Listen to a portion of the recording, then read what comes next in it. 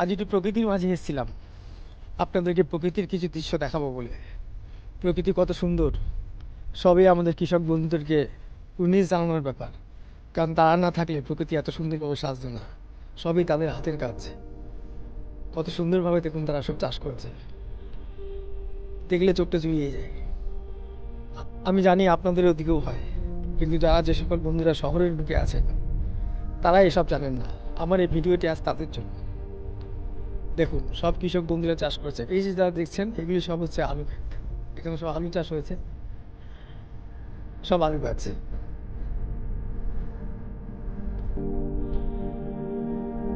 সব আলু চাষ হয়েছে, আলু গাছ চাষ হয়েছে।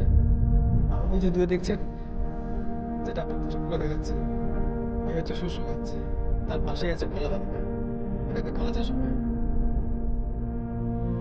একটা ছোট ভাই দেখুন এখন ওখানে কাজ করছে।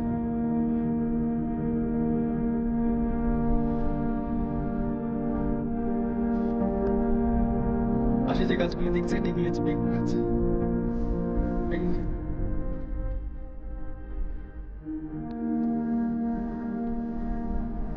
মনটা চাইলো তাই চলে এলাম একটু প্রকৃতির মাঝে, আপনাদের সঙ্গে শেয়ার করবো। অনেকদিন ধরে চেষ্টা করছিলাম দুইটা আসার, সেটা দেখে যায় কেমন লাগে। সময় পাই না, সময়ের অভাবে যেতে পারি না, আসতে পারি না। আজ চলে এলাম, এটা চাই।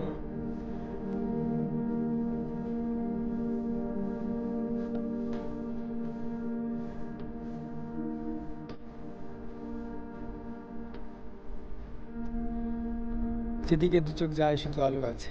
সামনে আর একটা ক্ষেত আছে, সেটাও আমি আপনাদের দেখার সঙ্গে শেয়ার করছি। আলু গাছের ফাঁকে ফাঁকে দেখুন কপি গাছ লাগিয়েছে।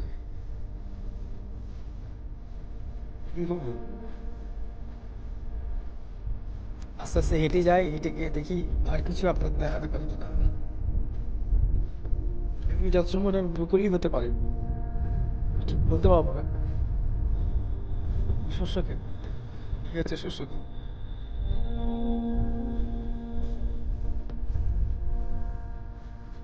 তার সঙ্গে সঙ্গে পাশে বসে আছে পেঁয়াজ গাছ।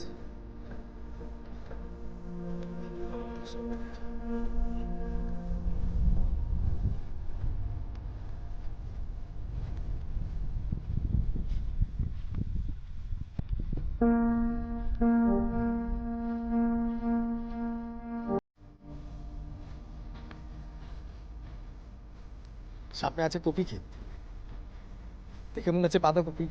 এখন দেখা যাক, কাছে যাই, কাছে গেলে বোঝা যাবে।